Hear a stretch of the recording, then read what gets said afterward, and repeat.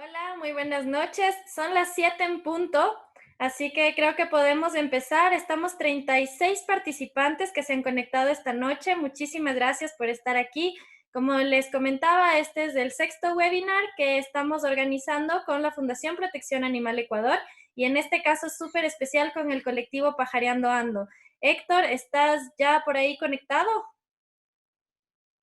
Perfecto, entonces, sí, abre tu micrófono, probemos el Ya vi el sonido. micro. Ya está. ¿Ahí? ¿Me escuchan bien? Genial. ¿Qué tal? Hola con todos. Sí. Muy buenas noches con todos. Bienvenidos a este webinar. Voy a presentar a Héctor. Tenemos para hoy 3 ponentes súper especiales. Héctor es biólogo, coordinador de los colectivos Pajareando Ando Ecuador y Aves Quito, investigador asociado al Instituto Nacional de Biodiversidad. Ha participado en investigaciones y expediciones científicas sobre aves de las 4 regiones del país. Además, ha dictado cursos y talleres sobre ornitología. Al momento supera la veintena de artículos publicados en revistas científicas indexadas y una decena de publicaciones en otras revistas. Muy buenas noches, Héctor. Muchas gracias por estar aquí, por proponer el tema y te paso la palabra para que podamos comenzar. Hola Shadi, muchas gracias. Hola con todos.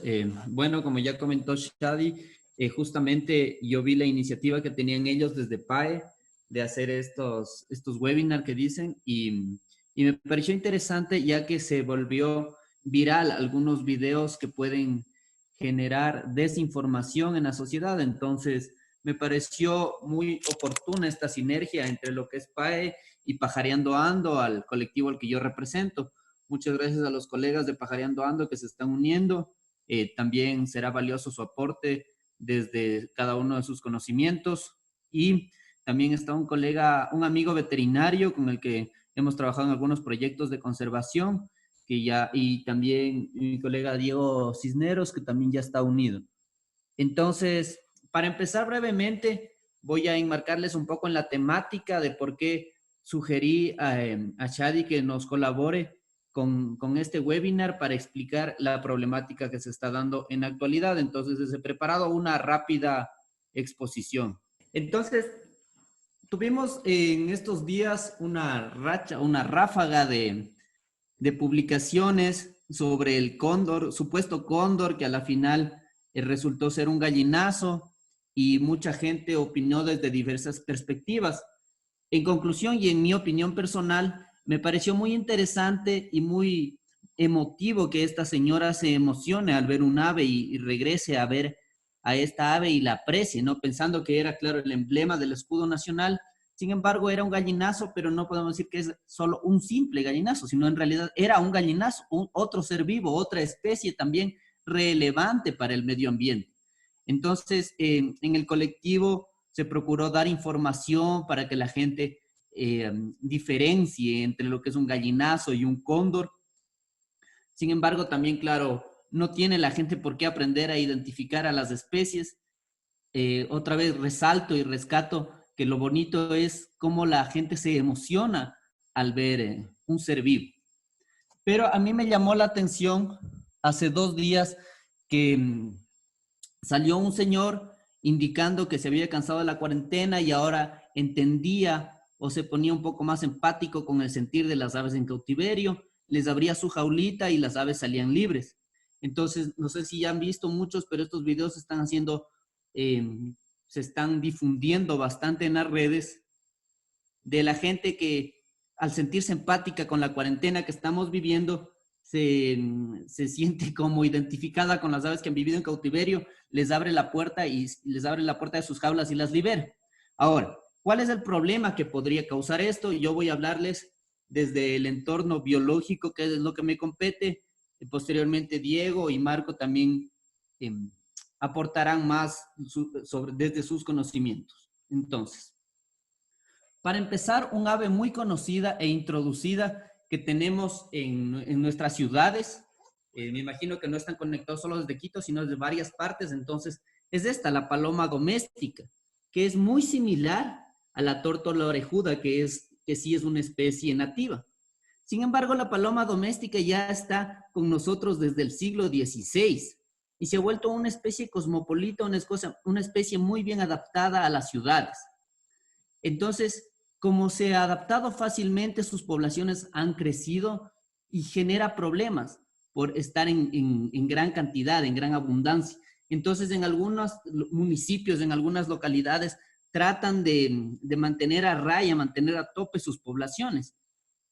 Pero claro, está el hecho de que son seres vivos y no podemos decir simplemente que se les erradique y ya, porque también hay que ser empáticos con la vida, sea esta en cualquiera de sus formas. Entonces, lo que proponía y me llamó la atención de un estado es que decía, alimentar a las palomas implica crueldad con los animales. ¿Por qué es esto? Porque al proveerles alimento, estas especies continúan reproduciendo, continúan aumentando su población y con ello los problemas de enfermedades y también de competencia con las especies nativas, desplazando a las especies locales. Entonces, estarán la mayoría de gente familiarizados con la paloma doméstica que está en la parte izquierda, en la parte superior, y la paloma nativa que está en la parte inferior. Son bastante similares a un ojo no experimentado, digámoslo así. Luego tenemos otra avecita que años después se introdujo a América, el gorrión europeo. El gorrión europeo que está en la parte superior, como ven, es muy parecido al gorrión local, al gorrión criollo, que es nativo en cambio de América. Otra vez, estas dos especies compiten por alimento, compiten por espacio para anidar, compiten por diferentes tipos de recursos. Entonces se vuelve una competencia en la cual la especie nativa va perdiendo espacio, va perdiendo recursos. Esta especie, el gorrión europeo, se introdujo principalmente porque los europeos que estaban en América se sentían como desolados en un nuevo espacio, en un nuevo continente. Entonces querían tener algo que les recuerde a su ciudad natal, a su espacio, a su territorio natal. Y los trajeron a estos en jaulitas para oír su canto, para ver algo familiar. Sin embargo, un mal manejo de estos animalitos en jaula los empezaron a soltar y ahora ya están establecidos con poblaciones en diferentes partes del país. Si es que ustedes se han fijado o los pajareros sabrán que en Cochabamba podemos encontrar a muchos de estos individuos de gorrión europeo, que como les dije son muy parecidos al gorrión criollo, pero es una especie introducida.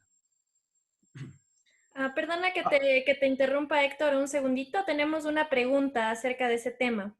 Me dicen, entonces, ¿no se las debe alimentar? Hay mucha gente preocupada por alimentar a las palomas en los parques ahora vacíos. No sé si es que prefieres contestarla en este momento o las dejamos para el final. Sí, claro, de una vez. Sí, precisamente lo que proponía en esta municipalidad, que era de hecho en Colombia, era no dar alimento a las aves porque estas, al no tener un depredador natural, sus poblaciones van a seguir creciendo. Entonces era una crueldad con el animal porque estas especies ya están adaptadas a la vida libre. Entonces por eso se han reproducido. Y al tener un alimento extra, al darles alimento en abundancia, estas aves van a seguir reproduciéndose y viven en aglomeración, es decir, van a reproducir tanto como no tienen un factor limitante, no tienen un depredador, ni tienen escasez de alimento, entonces van a seguirse reproduciendo y las poblaciones van a seguir creciendo. Entonces, sí, desde el punto de vista biológico, lo más adecuado es no darles alimento a estos animalitos. Gracias, Héctor. Continuamos entonces con tu charla. Vale, entonces les venía comentando que en el país tenemos diferentes especies que han sido introducidas. Primero las palomas de Castilla, las palomas que se encuentran en las afueras de las iglesias. Ellas están ya con nosotros desde el siglo XVI, pero siguen causando afección tanto a los humanos como a las poblaciones nativas. Tenemos al gorrión europeo que también compite con el gorrión criollo. Y un caso documentado a nivel científico, en un artículo científico, es del perico que ven ahí en pantalla, de este perico aliamarillo. Este periquito tiene una distribución originariamente en la parte de Perú y Brasil, en la que ven a su lado izquierdo, donde está marcado con verde. Entonces, a este periquito lo capturaban en Perú y también en Brasil para venderlo como mascota. Posteriormente, como sucede en muchos casos con la gente que es irresponsable con la tenencia de mascotas, comienza a liberarlos pensando que hace bien o porque ya no sabe cómo manejarlos, simplemente los suelta en el medio silvestre. ¿Y qué es lo que pasó? Se estableció principalmente en Guayaquil. Entonces, en el mapa que ven en grande son diferentes registros que han subido la gente en IBIR, donde se ha encontrado a este periquito. Entonces, pero en Guayaquil este periquito ya está establecido. Entonces ya tiene poblaciones establecidas, quiere decir que ya se reproduce en libertad, que ya establece varias generaciones y otra vez la competencia. ¿Qué pasó en Guayaquil? Pues en Guayaquil tenemos este perico cachetigris que está en estado de conservación amenazada. Son periquitos casi del mismo tamaño. Entonces buscan alimentarse casi de lo mismo, entonces compiten otra vez por espacios para vivir, por alimento. Y se ha visto que en Guayaquil, donde está presente el periquito este que venía desde el Perú, no está presente el periquito nativo que que está en peligro de conservación porque sus poblaciones se han visto drásticamente disminuidas. Obviamente, no solo por la presencia del otro perico, sino también por la pérdida de hábitat, entre otros factores. Esta foto de aquí me parece súper llamativa y yo la tomé en el 2010 acá en Quito, en la casa de mis abuelitos, en el parque de la casa de mis abuelitos. Entonces, como ven, el chiquitito es este perico amarillo del Perú. Y el que está a la izquierda, ese más grande, es un perico caretirrojo que originariamente está distribuido en la costa. Y estos dos se encontraban en el parque de la casa de mis abuelitos en Quito, en pleno Quito, donde ustedes saben que la temperatura es mucho más frío, donde hay una selva de concreto, donde no pueden encontrar ellos árboles frutales para alimentarse. Y estos dos, lo más seguro es que se escaparon o la gente los liberó de sus jaulas. Y se encontraron los dos y trataron, como son especies también gregarias, que les gusta estar en grupos, son especies sociales, se juntaron y andaban por ahí tratando de sobrevivir. No sé cuánto tiempo sobrevivieron, yo solo les vi un día y eso que iba constantemente para tratar de encontrarlos, pero solo los vi un día. Como les dije, ese periquito en Guayaquil, con un ambiente adecuado, ahí sí se establecieron poblaciones. Para los pajareros este debe ser muy conocido y de hecho sabrán dónde está, como ven ahí, el cardenal crestado. Esta fotografía es en el Parque de la Carolina. Hay una parejita de estos cardenales crestados que anda rodeando alrededor del jardín botánico. Sí, en realidad es una especie muy bonita, muy llamativa, pero originariamente viene de Argentina, de Bolivia, al sur de Brasil.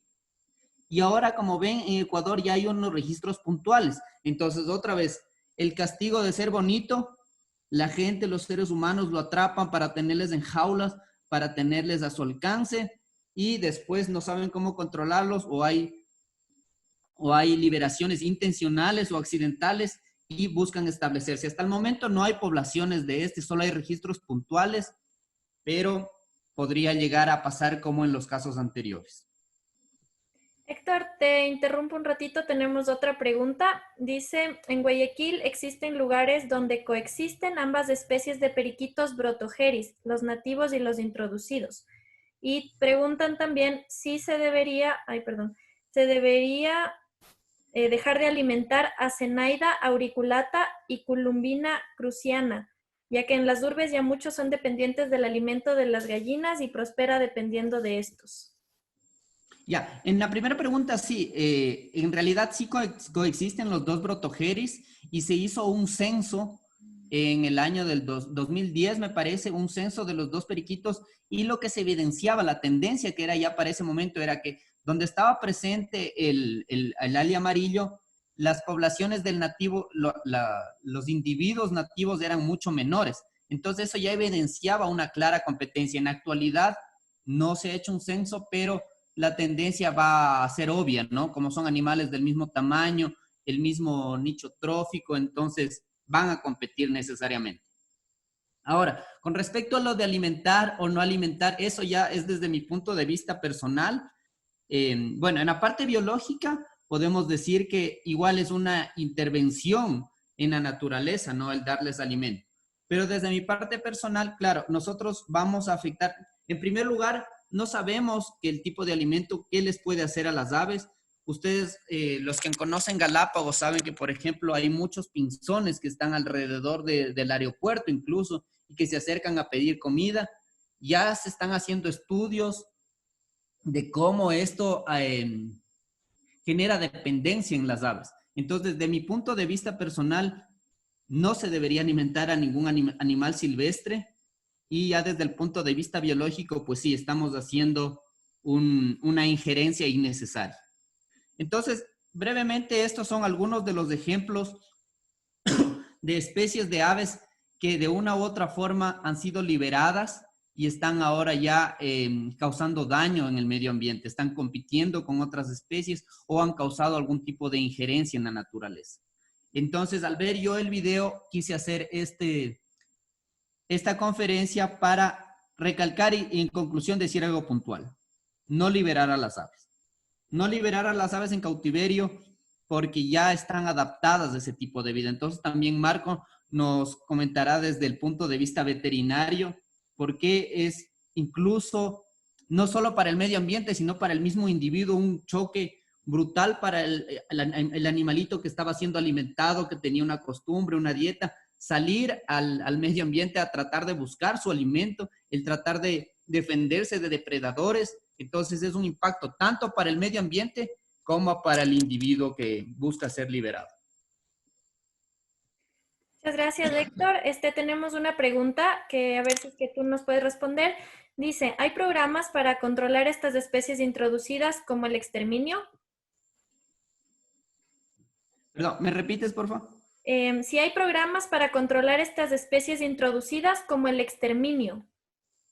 Bueno, en Ecuador específicamente los municipios buscan, hay diferentes iniciativas para controlar únicamente a la paloma, ¿no? A la paloma de Castilla. Ha habido intervenciones bastante drásticas como envenenar a todas las palomas, porque, por ejemplo, en el casco, en el centro histórico de Quito, causaban afección no solo a las estructuras arquitectónicas de alrededor, sino también afecciones respiratorias a la gente que vivía alrededor. Es algo bastante polémico, algo no tan difundido, pero es la única acción que sé que han tomado.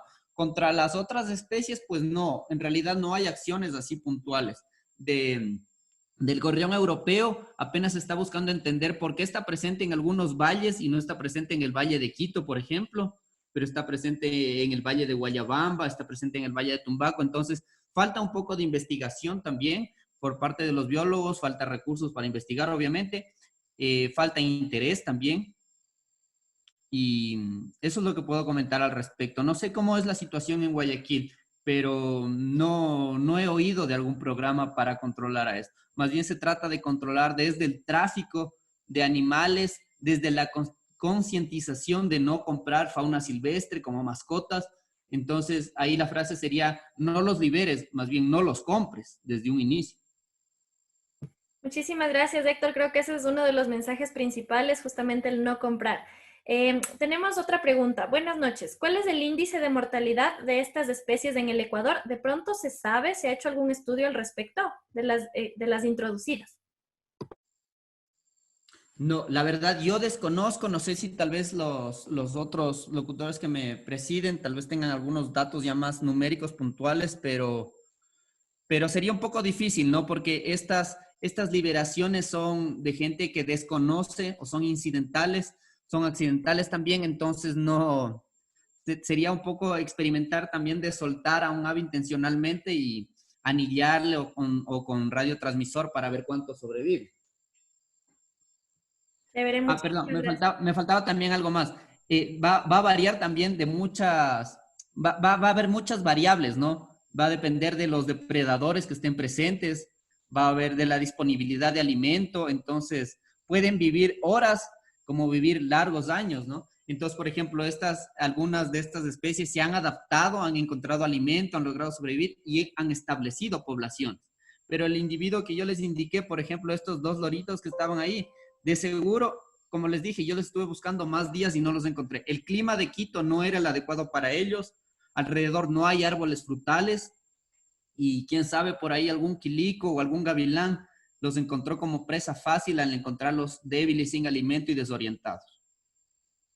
Entonces, bueno, como resumen, antes de pasar a nuestro segundo ponente, básicamente las consecuencias de soltarlos sería que o mueren rápido por falta de alimento, o la otra, que sobreviven y se convierten en competencia de las aves nativas. Ese más o menos sería el panorama. Exacto. Perfecto, muchísimas gracias Héctor por tu intervención. Tenemos algunas preguntas más que me gustaría hacerle a nuestro siguiente ponente, que es el doctor Marco Chico, un buen amigo, él es veterinario, es miembro de la Asociación de Veterinarios de Fauna Silvestre del Ecuador. Marquito, no sé si estás por ahí, ya no, te puedes abrir el micrófono para continuar con la intervención, ya que aquí hay algunas preguntas súper interesantes respecto a la legalidad de la tenencia de estos animales. Y bueno, ya que tu experiencia trabajando también dentro del Ministerio del Ambiente, sé que podrás responder de mejor manera. ¿Cómo estás, Marquito? Buenas noches. Hola, buenas noches, Shadi. Buenas noches, Héctor. Buenas noches a todos, amigos. Muchas gracias por la invitación a PAE y al colectivo Pajareando Ando. Me disculpan si es que se entrecorta la llamada. Tengo un pequeño problema de conexión. Sin embargo, bueno, más que algo más preparado y organizado que lo que ha hecho mi amigo Héctor, vamos a conversar un poco, ¿no?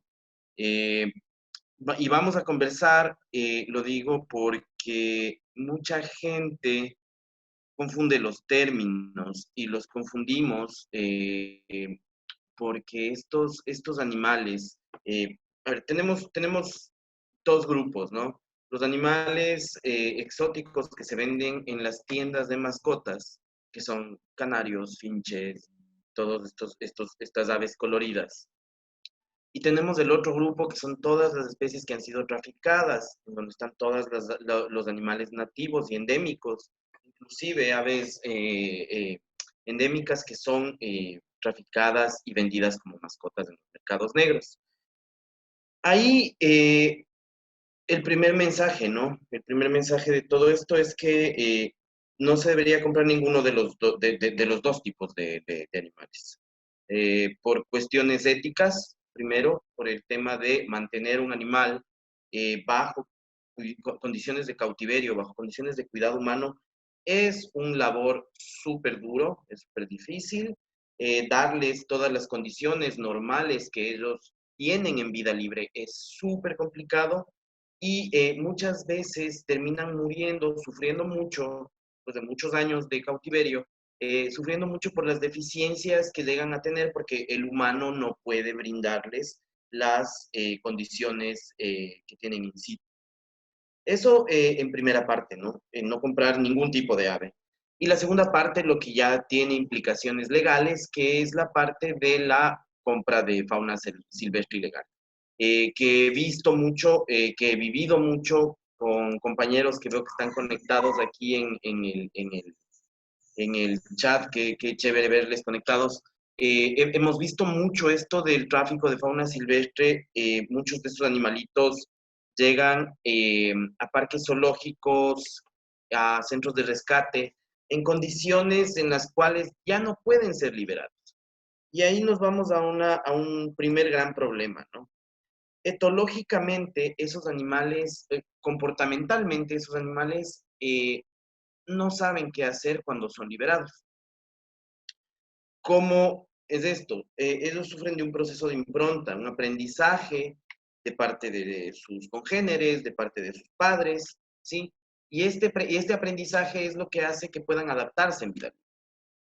Si es que estos animales no saben qué hacer, porque por lo general son cazados o capturados o vendidos desde pequeños, siempre están en una jaula, eh, cuáles son las condiciones que le estamos brindando nosotros a este animal para que viva en vida libre. Le estamos poniendo cero capacidades al animalito para que pueda sobrevivir. Entonces, esa es la primera parte, ¿no? Que el animal no está apto para ser liberado.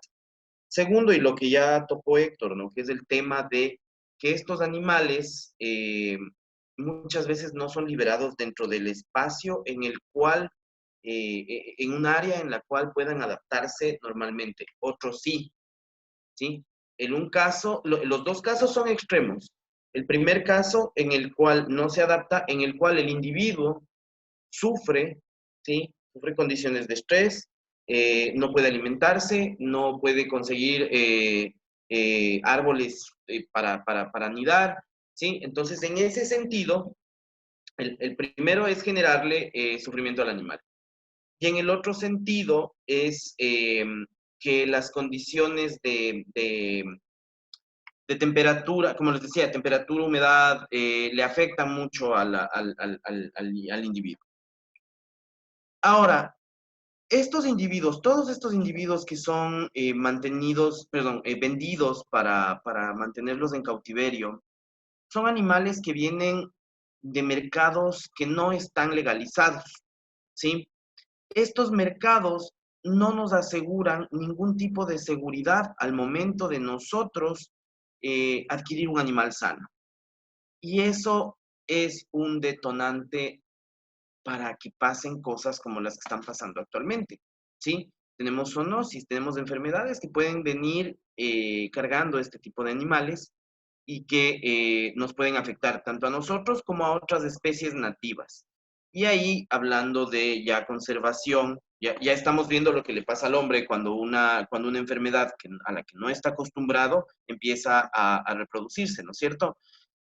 Pasa lo mismo en la naturaleza, ¿sí? A diferencia de que la escala en la que se reproduce y en la que termina con otras especies es mucho más grande. ¿Me decías algo, Shai? ¿Alguien hablaba? Eso. No, ya estoy cerrando los micrófonos. Sigue nomás, Marquito. Ya. Entonces, claro, tenemos enfermedades, como decía, estos animales vienen de mercados en los que están con otras aves, conviven con otros animales.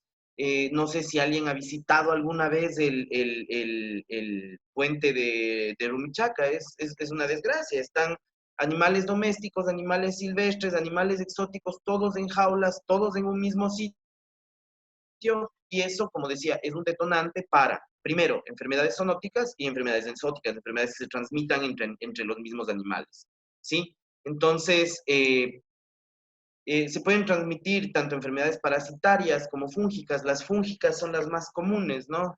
Tenemos las histoplasmosis, las criptococosis, la citacosis, que son enfermedades que se transmiten a otras aves y que pueden declinar poblaciones enteras.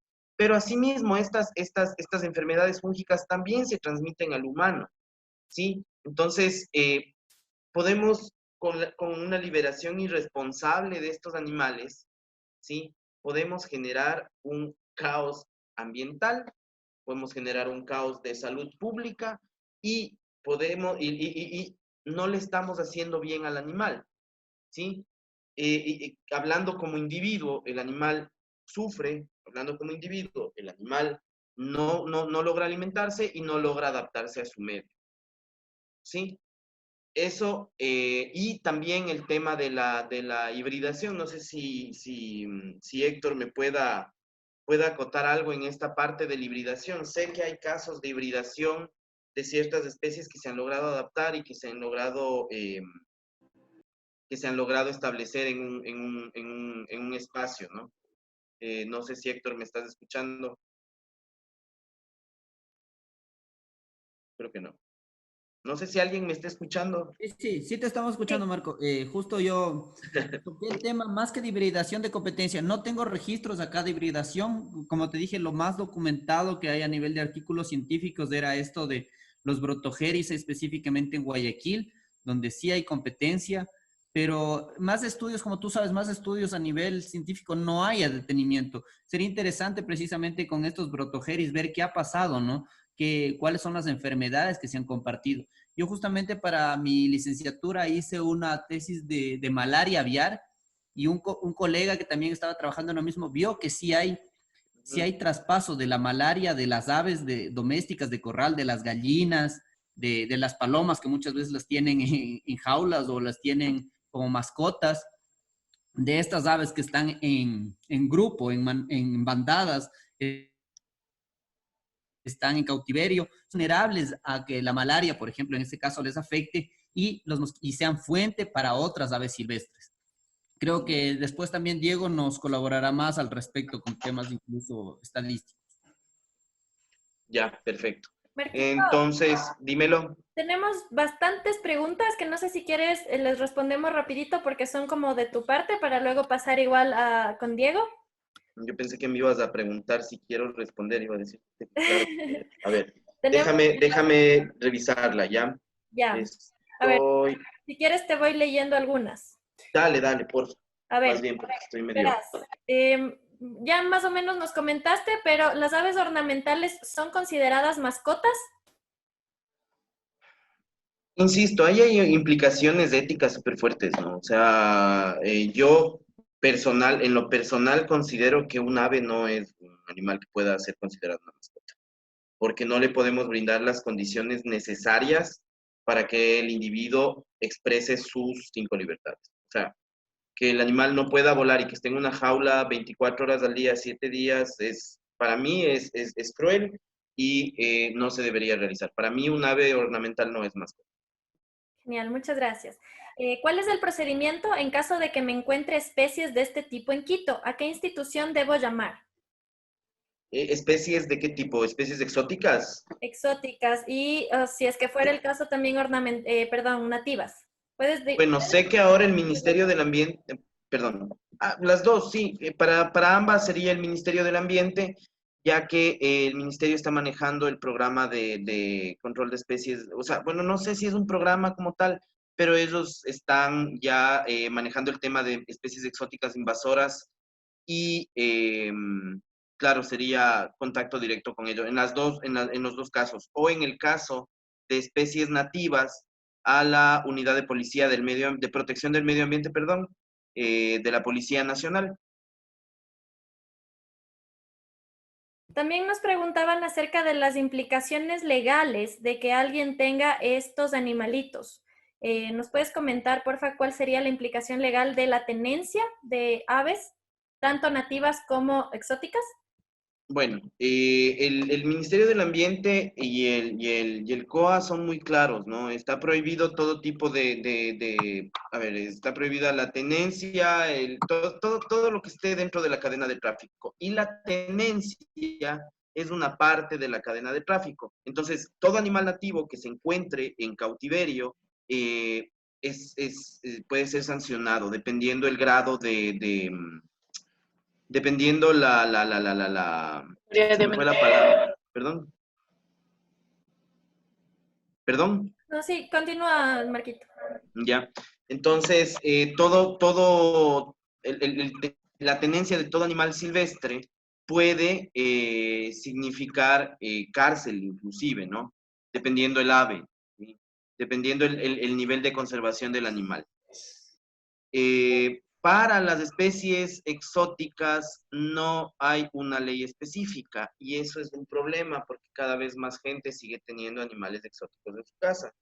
Yo no soy muy de aves, pero yo trabajo más con reptiles y en el caso de los reptiles hemos visto un crecimiento enorme en los últimos años, en los últimos 2 años, en el ingreso de animales exóticos y que son altamente invasores en las zonas donde se los está, a donde se los está trayendo, a Guayaquil y a zonas cálidas. Entonces, no hay un control, ¿sí? A pesar de que debería haberlo. Hay un reglamento en el MAE, en el Ministerio del Ambiente, que prohíbe la introducción de especies altamente invasoras. Pero como decimos, los mercados negros encuentran siempre la manera de mover esos animales hacia los países que los requieren. Y la única manera de frenar esto es no comprando. Marqui, otra pregunta. Dicen, ahora sabiendo esto, ¿cuál sería la forma correcta de proceder con los periquitos aliamarillos? ¿Se podría repatriarlos al Perú, según lo que nos comentaba también Héctor? ¿Qué crees? El tema de la repatriación es súper duro y súper complicado por dos motivos. El primero, que el país de ¿Aló? donde es el animal tiene que ser el que se encargue de la repatriación. Y muchos de estos países no le ven como la importancia de repatriar aves tan chiquitas, ¿no? Ahora, digamos que una tortuga galápago está en Perú y Ecuador está interesado en traerla, Ecuador se tiene que encargar de la repatriación de ese animal. Pero en estas aves pequeñas los países no llegan a tener mayor interés y se queda ahí. Lamentablemente, uno de los procedimientos que se realizan por seguridad de la fauna nativa es la eutanasia de animales que ingresan sin documentación al país. Tenemos otra, dice Cubuculus ibis. Creo que esta es la garza Garza boyera. boyera. También Sí, es una especie introducida y se ha expandido por gran parte de Ecuador. ¿Qué tan perjudicial es esta especie? No sé si esta le quieren responder quizá los biólogos o tú también, Marquito. Yo veo. sí, bueno, con Bubulcus ibis es otra cuestión, ¿no? Porque ella vino por sus propios medios. En realidad, esta especie avanzó desde África, pero siguiendo la expansión ganadera. Entonces, en realidad pasa lo mismo que con las otras especies. Encuentra en zonas, desplaza a las especies nativas por competencia. Va a haber los dos tipos de competencia principales, por territorio y por alimentación. Entonces, en Santo Domingo, por ejemplo, ellas se ubican a las orillas de los ríos para dormir, desplazando sitios donde podrían anidar las especies nativas y obviamente alimentándose del alimento, valga la redundancia, de las especies nativas. Entonces, con estas especies, indirectamente el hombre, el ser humano, perdón, el ser humano sí fue responsable de su expansión. ¿Por qué? Porque siguió la expansión agrícola. Al igual que esta, hay otras dos especies que ahora están avanzando y específicamente en Quito tenemos, antes no era muy común ver al cucube. De hecho, había escasos registros y ahora en los parques el cucube ya está presente y ya vino expandiéndose desde el norte y ahora también desde las zonas bajas se está expandiendo el matorralero, no, el vaquero brilloso, el Molotrus bonairensis, una especie que además de estar expandiéndose es una especie parásita, es decir, que deja los huevos en los nidos de otras aves para que estas aves los incuben. Entonces, estas dos especies que menciono también se expandieron indirectamente por el ser humano, por la destrucción de los hábitats. Gracias, Héctor. Continuamos con unas dos preguntas más para Marquito. Dice, las aves ornamentales que son consideradas exóticas, ¿son canarios, agapornis, periquitos? ¿Y qué tipo de controles hay en las tiendas de animales? Ellos también tienen gran responsabilidad en esto. Sí, ese es el verdadero problema. Se hacen los controles por parte de las autoridades cuando únicamente tienes animales de fauna silvestre, dejando a los animales exóticos en las tiendas. El problema, leo aquí un mensaje de Fernanda Salazar, un abrazo a la Fer, con ella trabajamos en el Ministerio del Ambiente haciendo control y ella sabe de lo que habla, ¿no? El control es súper bajo y ese es uno de los principales problemas también. O sea, sí, hay control sobre la fauna nativa, sí, el control es súper bajo. Entonces, tenemos estos problemas porque el flujo de fauna que ingresa para tráfico es enorme.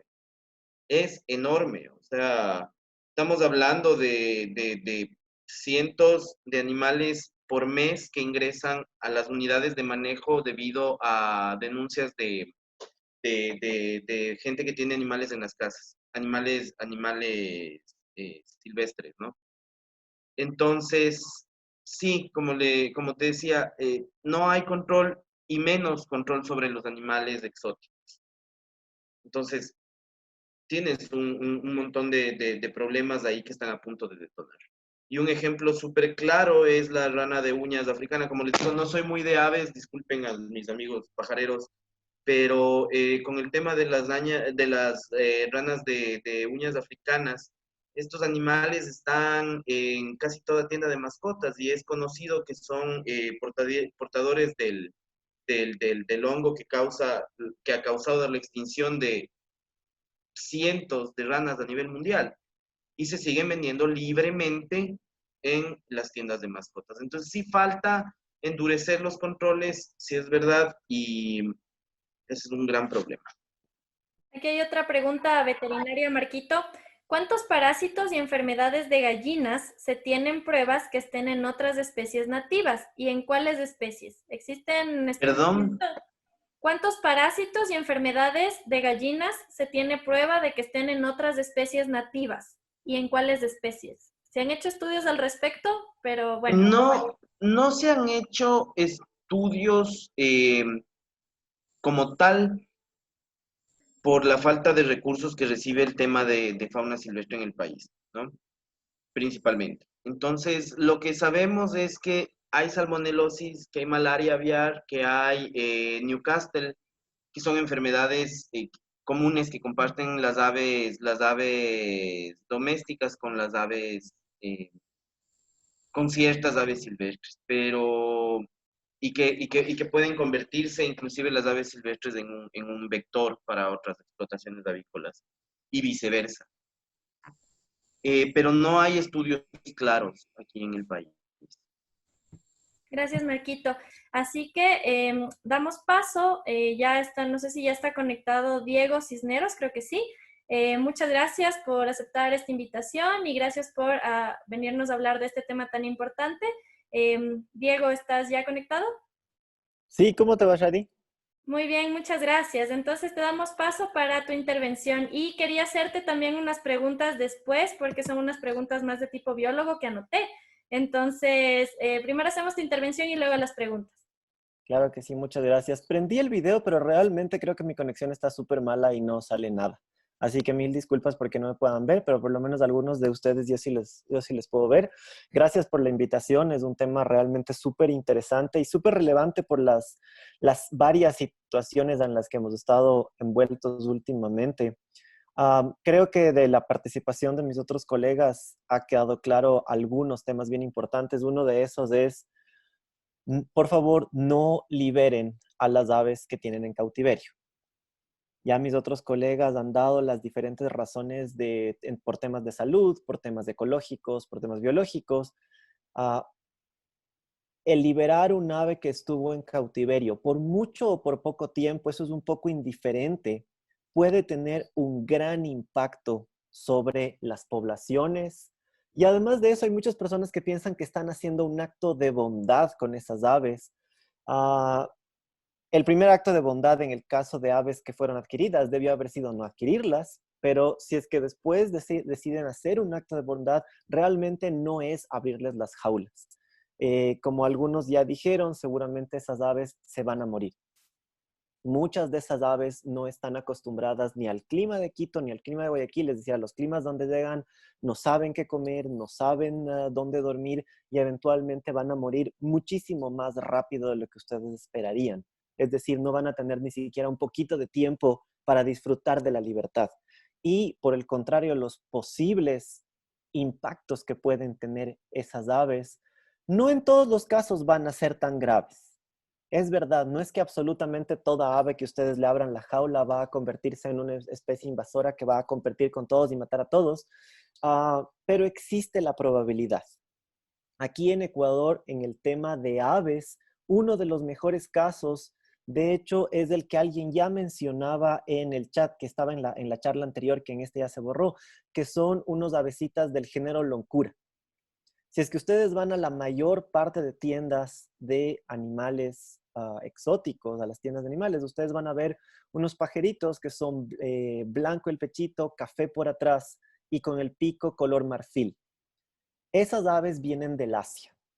Y hoy en día, debido a que personas compraron esas aves y luego les abrieron las jaulas, se están convirtiendo una plaga en la zona baja del Guayas, en Manabí, en Santa Elena, en zonas de los arrozales. En sus zonas nativas, esas aves ya son una plaga. Aquí sabemos que estamos teniendo problemas. Y el ejemplo de las plagas en Ecuador no se centra solamente en las aves.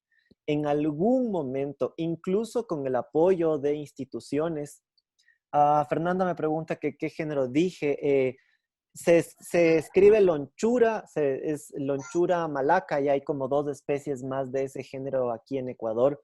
Y lo que les decía, las especies introducidas, el problema no son las que solamente se introducen, el problema son las que se reproducen, se establecen y crecen sus poblaciones.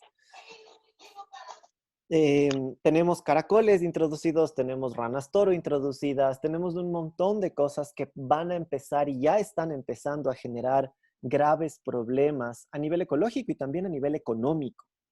Hay por lo menos 2 especies de caracoles introducidos que si ustedes han ido a muchos lugares de la costa, hay ciertos lados en donde ustedes no pueden salir a caminar sin pisar algunos caracoles. Y es porque las poblaciones son tan altas que están, de hecho, causando problemas en las zonas arroceras y en muchas zonas agrícolas del Ecuador. Entonces, los impactos no son solamente ecológicos, que son extremadamente importantes, sino también económicos. Sin embargo, y aquí sí quiero llamar a tener cuidado con un tema, y es que tampoco podemos demonizar a las especies y tenemos que recordarnos que quien causó el problema no fueron esas especies, fuimos nosotros. Las especies fueron soltadas por personas, quienes les compraron fuimos nosotros, quienes produjeron los cambios ambientales y ecológicos para que muchas especies se expandan, fuimos nosotros. Entonces sí hay que tener mucho cuidado con ese tema. Las especies, las palomas no son malas y no debemos querer matarles del día de mañana. O sea, hay que empezar procesos de control de ciertas especies que sean invasoras. Pero así como éticamente está, y lo que hablaba un colega, hay que preguntarse la razón ética para tener un ave en jaula, también hay que tener cuidado de éticamente querer ponerle los 2 cachos del diablo a todas las especies introducidas. Y otra cosa que tenemos que saber es que hay casos en donde las especies introducidas no se han encontrado que causen efectos por más que hayan investigaciones. Hay muchas especies introducidas que no pueden salir de los espacios urbanos.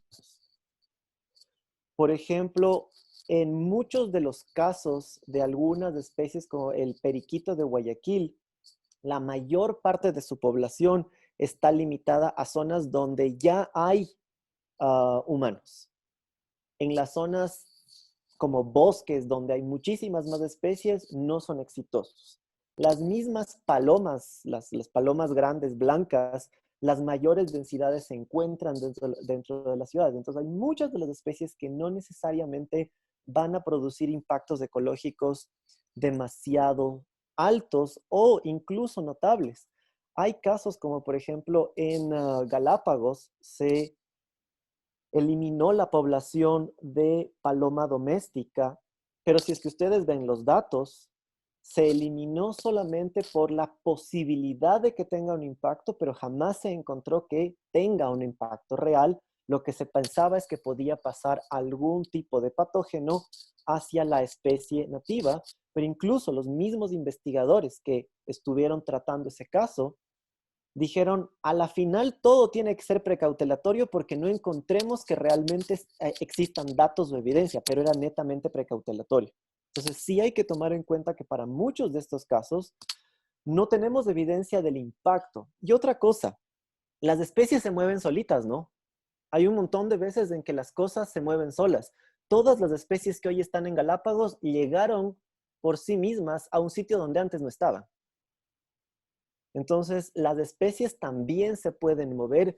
El caso de la garza bueyera, Bubulcus ibis, a la que han mencionado, esa es una especie que además de eso, es impresionante porque se cruzó el Atlántico.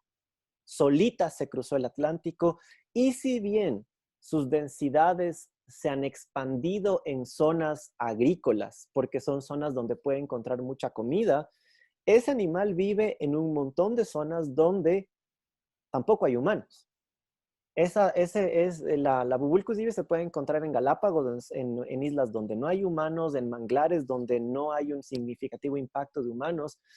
Entonces, ya les digo, hay un montón de especies que se pueden mover solas. Casi, si es que ustedes se ponen a ver cuánto evolucionó aquí en Quito o en Guayaquil o en la ciudad que estén, cuánto realmente a lo largo de millones de años evolucionó solito ahí en su zona exacta, es súper poco.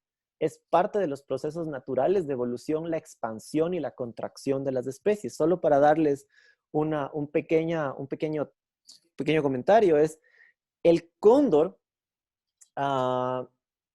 es muy posible que en Colombia y en Ecuador, antes de la llegada de los españoles, tenía poblaciones muy pequeñas.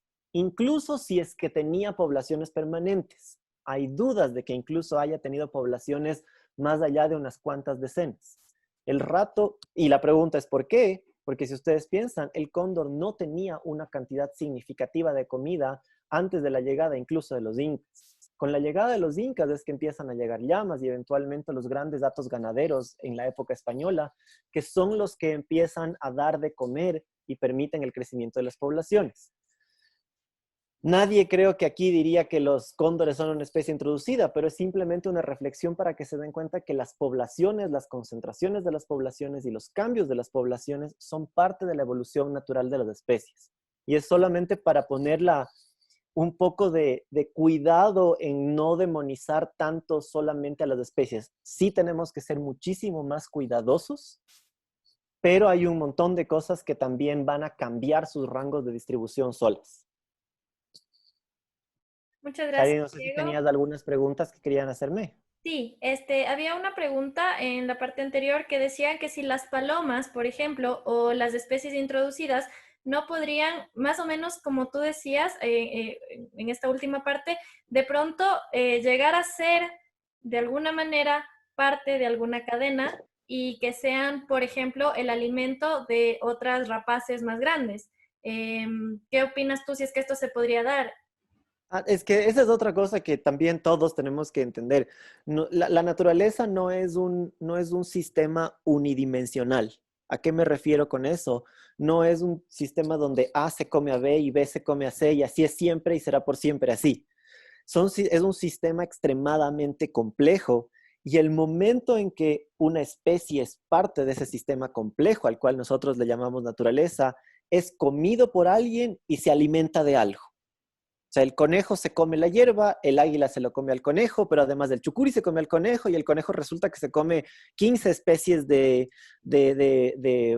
plantas diferentes y esas especies además dependen de un montón de hongos, etcétera, etcétera. Son sistemas extremadamente complejos.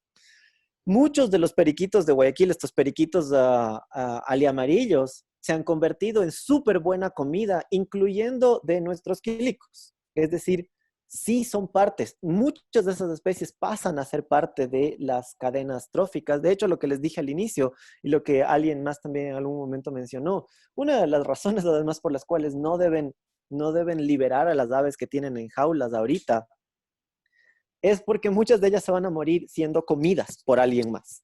Y en la ciudad, además de eso, casi seguro por algún gato. Ni siquiera por algún predador mucho más silvestre que algo más, pero va a ser algún canarito que no se dé cuenta de que el gato era un predador y ¡san! Chao, chao canarito. Pero hay muchas especies, o sea, piensen en Galápagos, hay un caso súper interesante. En Galápagos hay todo un proceso súper serio, porque claro, Galápagos, a diferencia del continente, ha estado aislado de cualquier movimiento grande de fauna y flora por millones de años. Por eso es que hay tantas especies nativas. Es verdad, las especies algún momento llegaron a las Galápagos, pero por procesos que eventualmente han sido durante millones de años, no durante 2 años que uno puede transportar a unas cuantas vacas, ¿no? Esa separación ha sido por millones de años y ha generado que varias de las especies que se encuentren allá, una cantidad importante, sean endémicas, es decir, que solo se encuentren en las Islas Galápagos. Cuando llega una especie introducida, esa especie introducida puede provocar varios problemas, más que todo en especies en islas. ¿Por qué? Porque las islas son chiquitas. Las islas tienen recursos limitados. Entonces pueden competir por comida, pueden competir por espacio. En algunos casos incluso pueden competir por la atención de la hembra. Por ejemplo, yo ahorita estoy trabajando con algunas especies de reptiles y hay unos geckos introducidos que les están causando problemas a los geckos nativos porque cuando la hembra del gecko nativo está lista para la reproducción, el momento que sale de las guaridas son los geckos de la especie introducida la que la encuentran primero en lugar de los geckos de la especie nativa. Entonces, la hembra pierde el tiempo con el gecko introducido. Entonces, hay muchas razones de competencia. El paso de enfermedades, la competencia por alimento, la competencia por espacio. Piensen, por ejemplo, en el garrapatero que se introdujo hace muchos años en Galápagos. Al parecer, su impacto es fuerte por depredación y por competencia por alimento. se ha encontrado que se come algunos nidos de pinzones de Darwin o pinzones de Galápagos, y también uno de sus caramelos preferidos son el único polinizador de Galápagos, el abejorro de Galápagos. Entonces está causando problemas por varios lados. La cosa es, ¿qué es lo que se puede hacer en esos casos para controlar cuando forman parte ya de los sistemas? Y lo que les iba a contar de Galápagos es que se encontró que hay una especie de planta que se llama Miconia robinsoniana, es una especie endémica de Galápagos, que cuando se hicieron los estudios, la cosa es que los dispersores nativos que evolucionaron con Miconia robinsoniana, al parecer, o sus poblaciones han disminuido tanto o se han extinto que ya no son ecológicamente funcionales. Lastimosamente, ¿quién está dispersando a Miconia robinsoniana? Las ratas negras. Entonces, a pesar de que la rata negra es una especie introducida, está cumpliendo un papel ecológico que ayuda, de hecho, a que las poblaciones de una planta nativa sigan viables. Entonces, es muy posible que muchas de las especies, particularmente, obviamente, especies introducidas que establecen poblaciones importantes, se vuelvan necesariamente parte de las cadenas tróficas de los ecosistemas. Diego, ¿y cómo podemos diferenciar, no? Porque ahorita estamos hablando de especies introducidas que quizá benefician un ecosistema, pero, o sea, como tú justo mencionaste, nosotros ya hicimos también una charla acerca de los perros en el páramo y de los gatos en las zonas urbanas. Hablamos justo de estos temas mencionando que ellos causan un impacto ambiental. Entonces, ¿cuál sería la diferencia? Acá también nos mencionan acerca de las truchas, incluso, que también son una especie introducida en los ríos. Entonces, ¿cuándo sí y cuándo no? O sea, ¿de qué depende? De que estas especies se las deba considerar invasoras del lado negativo o quizá invasoras de un lado un poco más positivo.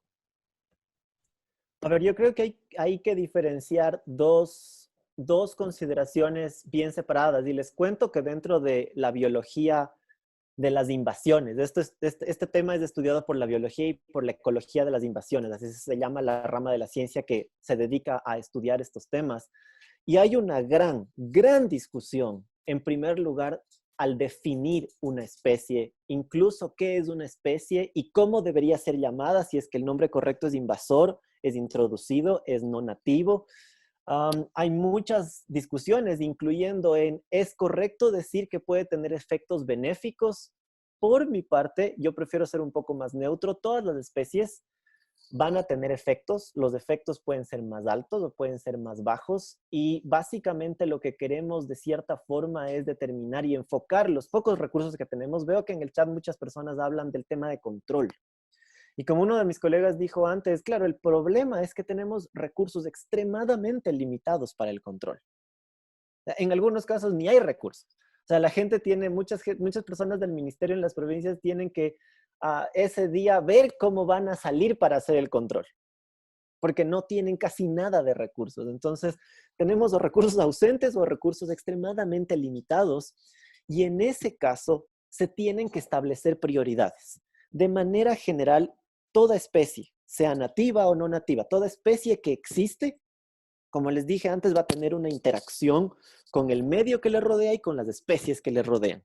Se las come, ocupa espacio, se le come a alguien, tiene parásitos, transmite parásitos. Lo que tenemos obviamente que determinar es cuáles son las especies en las cuales se deben enfocar los pocos recursos. Y cuando hablo de recursos, estoy hablando de recursos humanos, de recursos del capital social, de recursos financieros, de recursos institucionales. Y en ese caso es donde debemos básicamente evaluar el nivel de efectos que van a tener. Por ejemplo, muchas personas van a decir, sí, pero ¿y las palomas? La verdad es que hasta ahora no hemos encontrado un efecto tremendamente grande que causen las palomas. Por ejemplo, en muchos países, especialmente de Europa, las están eliminando porque tienen un efecto súper grande, sus heces. Sus heces provocan cambios químicos en ciertos tipos de piedras, principalmente piedras calizas, y destruyen los monumentos. Aquí, ¿por qué no es tan fuerte ese impacto? Bueno, por dos razones. La una, nuestra piedra es más dura, es una roca que se llama andesita, principalmente con lo que hacemos nuestros monumentos. Y la otra, porque no a mucha gente le importan los monumentos. Entonces deja de ser tanto social como económicamente un impacto tan alto. Pero si vamos a otros casos como especies que podrían transmitir enfermedades a especies nativas, o que pueden depredar y acabar con especies nativas, ahí ya es más un problema. Es por eso que, por ejemplo, en Galápagos sí se han destinado recursos significativos para el control de especies que están teniendo además impactos a nivel ecosistémico. Es decir, no es una especie la que se ve afectada y no un poquito, sino piensen en unos chanchos que pueden destruir nidos de tortugas, nidos de iguanas, en cantidades pero gigantescas. O perros, como los perros, la gran extirpación de perros que se hizo en Isabela, cuando casi se acaban con las iguanas y con los pingüinos de una parte de la isla. Entonces, mucho va a depender también de poder medir, y esa es otra cosa importante. Lastimosamente tenemos muy poca información sobre eso. Casi nadie hace investigación sobre especies introducidas. Y aquí hay un tema que les llamo, si es que ahorita me alegra que estén tantas personas conectadas, y les llamo a tratar de empezar a utilizar y alimentar información en portales de ciencia ciudadana. Porque a la final, con la limitación de recursos y la limitación de personas, no podemos estar recorriendo todo el país todo el momento para ver en dónde nomás hay especies introducidas, pero si es que todos los ciudadanos empiezan a obtener esa información, sea en eBird con especies de aves o en iNaturalist, que ahora tenemos iNaturalist de Ecuador con el apoyo del Instituto Nacional de Biodiversidad, la gente puede empezar a subir información que nos puede permitir por lo menos empezar a saber por dónde andan las especies introducidas y cómo se están expandiendo. El estudio que mencionó Héctor sobre el boyero brilloso, Molotrus bonariensis, justamente ha recibido información desde el lado tanto de observaciones de especialistas como de ciencia ciudadana, y es por lo que sabemos que sí, todo parece indicar que es una especie que se ha expandido. ¿Por qué se ha expandido? Todavía no sabemos, ¿no? Se puede dar un montón de hipótesis. ¿Cuáles son los efectos? Tampoco todavía sabemos, pero por lo menos empezamos a responder una de las primeras preguntas, que es más o menos cuándo y cómo pasó. Pero hay otras especies de las cuales no sabemos nada. Por ejemplo, alguien mencionó hace un ratito hay una anolis hay una anolis que llegó a Guayaquil, que ahora es una lagartijita, que ahora está en la mayor parte de los jardines y parques guayaquileños. Nadie sabe muy bien cuándo llegó, tampoco nadie sabe muy bien cuáles son sus efectos, pero es porque también tenemos muy poca información. Gracias, Diego. Tenemos dos preguntas directas hacia ti. Y nos dicen, Diego, si puedes, por favor, háblanos de Mimus gilbus y su expansión en el norte de Ecuador, y también de Saffron finch, Cicalis flaveola. Flaviola, sí. En el caso de Mimus gilbus, es una de esas especies que son, en ecología se les llama plásticas. O sea, no quiere decir sobradas como nosotros normalmente utilizamos, quiere decir que son súper adaptables. Y una especie extremadamente plástica quiere decir, nosotros somos una especie extremadamente plástica. Nos podemos adaptar fácilmente a diferentes condiciones ambientales, a diferentes condiciones de alimento, a diferentes condiciones de hábitat, y Mimus gilbus es una de esas especies. Seguramente muchas de las personas que viven en el callejón interandino, literalmente desde el Carchi al Macará, en Ecuador, pueden haber visto a Mimus gilbus. ¿Y cómo se le reconoce? Porque es ploma, tiene la cola un poco erguida para adelante y le encanta caminar rapidísimo, casi parece un correcaminos. Muchos deben haberlo visto. Aquí en Quito es súper común, en Cumbayá, Tumbaco, Los Chillos, en todo ese lado. Y de hecho, la primera vez que se lo observó, porque era una especie que hasta los 80 no se lo conocían aquí en Ecuador, en el 96 se hizo el primer registro en Baeza. Justo, ahí estás poniendo una fotografía, Yadi. Ese es Mimus gilbus. Muchas gracias. Y le ven, además es bien bonito, tiene un canto precioso, es un ave que es capaz, de hecho es de la familia Mimide, porque son capaces de imitar a muchas especies de aves, hace unos cantos preciosos. Como les decía, en el 96 se hizo el primer registro en Baeza, pero era un registro de un animal que al parecer pasaba. En el 2002, junto con un colega que se llama Pierre-Yves Henry, encontramos el primer registro de reproducción en la laguna de Cuicocha. y hoy en día está a lo largo de todo el callejón interandino. Solita se ha ido expandiendo. Principalmente le gustan los ambientes un poco más, no solamente urbanos, pero urbanos rurales, es decir, zonas donde estemos más o menos los humanos. Puede llegar a otras zonas naturales, pero le gusta más esas zonas. Hemos tratado de hacer un par de estudios para ver, o sea, hemos hecho algunos estudios para ver si es que hay algunos efectos y no hemos encontrado que tenga un efecto significativo de competencia. Posiblemente sea capaz de dispersar algunas especies de plantas introducidas que otras aves no se alimentarían. Por ejemplo, parece que es capaz de alimentarse de unas cuantas frutas de especies de alisos y arrayanes australianos, que los mirlos, por ejemplo, no se comen mucho, pero este sí se come. Pero más allá no hemos encontrado interacciones que podrían ser negativas entre Mimus gilbus, que se llama el sinsonte, y especies locales. En el caso, y como les digo, simplemente ella solita se cruzó, vino desde Colombia, se cruzó el nudo de Pasto y empezó a avanzar por todo el callejón interandino. El caso de Cicalis flaveola es un caso súper parecido. Justo ahorita estamos escribiendo un artículo sobre ese tema con algunos colegas.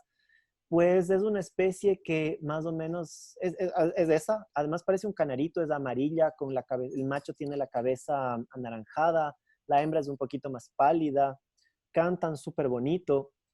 Esta es igual una especie que vivía en la costa ecuatoriana. Hasta los 80, 90 se la encontraba súper común en la zona de Guayaquil.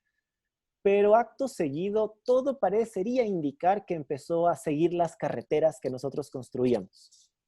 Y eventualmente llegó a Quito y hoy en día está igual en gran parte del callejón interandino. Se la encuentra sobre todo en áreas secas.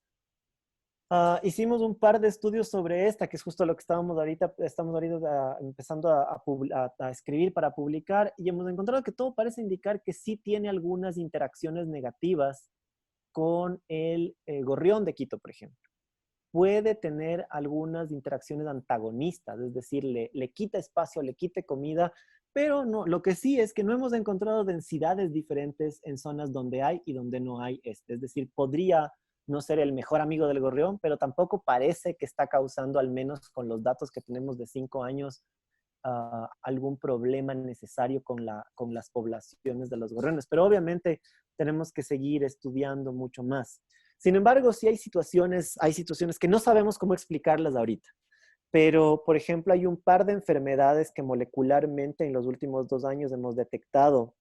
Están presentes en el Parque Metropolitano. Hemos encontrado 2 diferentes virus y que porque esos virus se conocían del sur del Ecuador y de la costa del Ecuador, pero cuando hicimos los análisis moleculares resulta que evolutivamente no son similares a los virus que se conocían aquí en Ecuador. Así que tenemos la sospecha, pero obviamente no hemos podido todavía confirmar eso. Tenemos que seguir haciendo más investigaciones.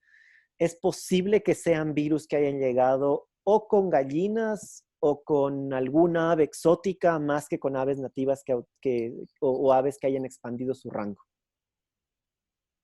Muchísimas gracias, Diego, por tu intervención. Creo que todo está muy, muy claro.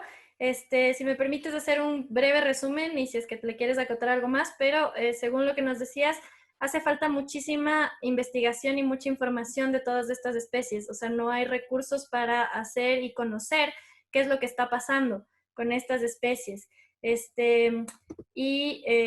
La segunda conclusión que más o menos puedo sacar es que, bueno, finalmente que no se compren animales y que no se liberen. Eso sería como lo más importante, que es justo lo que estamos hablando acá. No sé si quisieras en poquitas palabras hacer un resumen de lo que hablamos ahorita. Sí, hay un mensaje, ese mensaje hay que tener mucha atención y es, por favor, seamos súper conscientes con lo que está pasando con nuestra fauna. Una de las labores que yo realizo en mi día a día, yo trabajo en el Hospital de Fauna Silvestre Tueri de la Universidad San Francisco y lastimosamente recibimos, bueno, ahorita por la emergencia sanitaria hemos recibido menos, pero seguimos recibiendo, pero tenemos serios casos de interacciones con especies introducidas. En ese caso, mamíferos introducidos, principalmente perros, gatos, que atacan y están atacando cada vez más fuertemente a las especies nativas. En el caso de las aves, de vez en cuando nos llegan también loritas, periquitos, canarios y unas cuantas otras especies que certeramente alguien las encontró. Hemos encontrado incluso a veces loras en la mitad de la alameda, caminando, la pobre lorita por ahí dando la vuelta porque alguien decidió abandonarla. Nos han llegado tortugas que estaban igual caminando por la calle. Esos animales certeramente es porque alguien los abandonó. Hay que tener mucho cuidado. Abrir las jaulas, dejarles a esos animales no es algo responsable, no es algo ético. Al contrario, están agravando la situación que se empezó con una captura ilegal, con un tráfico ilegal y un mantenimiento ilegal. Y les digo nuevamente lo que ya alguien respondió, pero en casos que conozcan que existe tráfico de fauna o tenencia ilegal de especies, pueden comunicarse con el 911 pidiendo hablar con la Unidad de Protección del Medio Ambiente de la Policía Nacional, la UPMA. Nosotros trabajamos frecuentemente con ellos y les digo que con la limitación de recursos que todas las instituciones gubernamentales tienen, la UPMA hace un excelente trabajo. Nosotros trabajamos, ya les digo, cercanamente con ellos y gracias al trabajo de la Policía Nacional y del Ministerio del Ambiente, hemos logrado recuperar algunas especies. Lastimosamente, y eso hay que decirlo, muchas especies llegan muy mal al hospital. Hay muchos animales que llegan con las últimas, es decir, llegan para darles un poquito de confort con algo de oxígeno, buena temperatura, pero para sus últimos momentos. Los que sobreviven no pueden ir a la naturaleza por todos los problemas que ya mencionamos antes. Tienen que ir a zoológicos, tienen que ir a centros de manejo y los centros de manejo están inundados de animales. Están sin plata porque la mayor parte de centros de manejo son autofinanciados con el apoyo bienaventurado de un montón de gente, pero nuevamente los recursos limitados hacen que ya no tengan incluso en espacio donde poner más animales. Pues por favor, seamos todos extremadamente responsables con el tema del manejo de la fauna y la tenencia. Muchísimas gracias, Diego. No hace falta, pero les puedo corroborar todo lo que ha dicho Diego también. Pasa en los zoológicos, en los centros de manejo. Y ahorita Marquito también nos puede dar una visión al respecto. Tengo un par de preguntas para Marquito, quizás son de la parte veterinaria. Así que muchísimas gracias, Diego, por tu participación. Marquito, porfa, si nos puedes ayudar, nos preguntaban ¿qué enfermedades pueden transmitir las palomas? Parasitarias, bacterianas, o no sé si es que tú estás al tanto. A ver, las principales o las más peligrosas son las que les mencioné al inicio, ¿no? Histoplasmosis, criptococosis y citacosis. Son las principales, pero también pueden transmitir la malaria aviar, la salmonelosis, el Newcastle, o sea, y cuántas enfermedades parasitarias puedan, porque acuérdense que las condiciones en las cuales estos animales están es en cualquier lado, ¿no? Están en los parques, pueden ser vector de cualquier enfermedad. Entonces, como digo, no hay estudios específicos sobre, sobre el espacio inclusive, ¿no? Sobre el espacio donde se desenvuelve ese grupo de palomas. Porque puede ser que un grupo A en una provincia pueda tener un cierto tipo de parásito, un grupo B en otra provincia no lo tenga, porque como les digo, están dispersas como plaga. Pero las principales son las que te enlisté, ¿no? El histoplasma capsulatum, está Cryptococcus neoformans y está Chlamydia psittaci. Muchas gracias, Marquito. Tenemos también unas preguntas. Una pregunta que quizá puedes respondernos tú, ya que has trabajado también en zoológicos, y los biólogos. Se refiere a la rehabilitación de estas aves. ¿Cuál sería el proceso adecuado de evaluación para saber si un animal de cautiverio puede ser liberado? Yo tengo varias implicaciones ahí. O sea, yo considero por lo general que aves que son rescatadas o aves que son entregadas, porque porque no solamente son rescates, también hay gente que llega a entregarte animales a los zoológicos. Yo justamente estoy ahora fungiendo de veterinario en Lago Agrio, y tienes el tema de que tienes una zona con bosque secundario, tienes una zona donde hay aves que están anidando cerca de las casas, periquitos. Yo tengo ahora un grupo de periquitos que me llegó en distintas etapas, ¿no? Pero es complicado porque estos animales cuando llegaron a recibir alimentación de manera asistida. Entonces, hay que evaluar muy bien todo el tema de la rehabilitación. Yo podría, como les decía, a mí me parece irresponsable hacer una liberación así, sin un estudio previo, sin ir siguiendo al animal y ver cómo va su comportamiento. Hay que hacer letogramas, hay que, hay que, hay que, hay que estudiarlo muy bien. Yo, la verdad, con ese tema sí lo toco con pinzas muchas veces porque hay muchos de estos animales que tienen que quedarse en cautiverio. Ahora, aves que son rescatadas de incidentes como aves migratorias que suelen pasar en Quito, que están, que llegan, se golpean contra una ventana, pasan un tiempo de rehabilitación.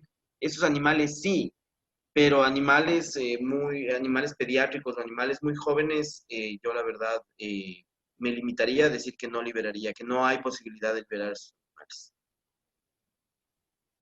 Gracias, Marquito. Diego también nos quiere complementar la respuesta. Diego, por favor. Muchas gracias Marco, muchas gracias Shadi. Lo que dice Marco es súper, súper importante que la gente que se dé cuenta de eso.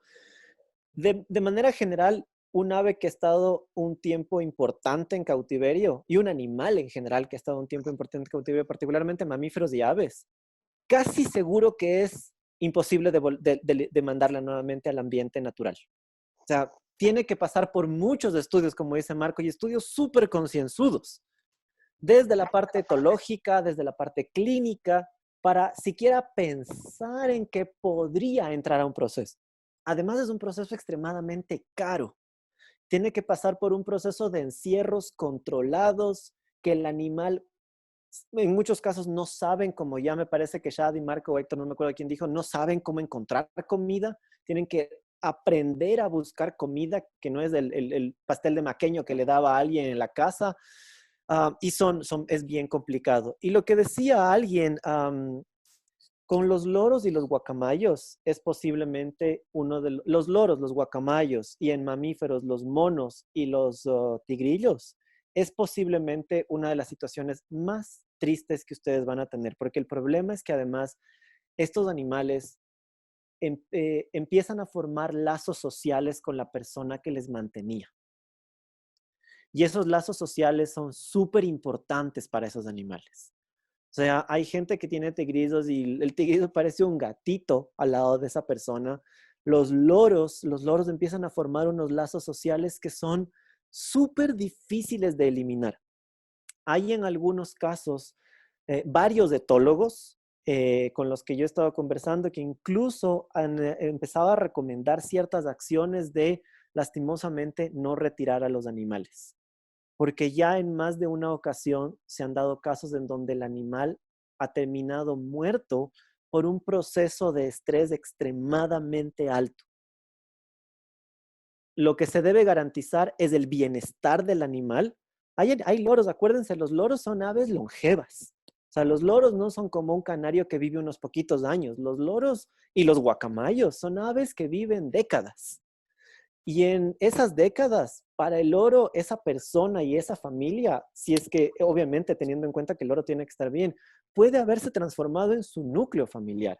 Entonces, la decisión ética es mucho más compleja todavía que decir simplemente que la Policía Nacional se lo lleve.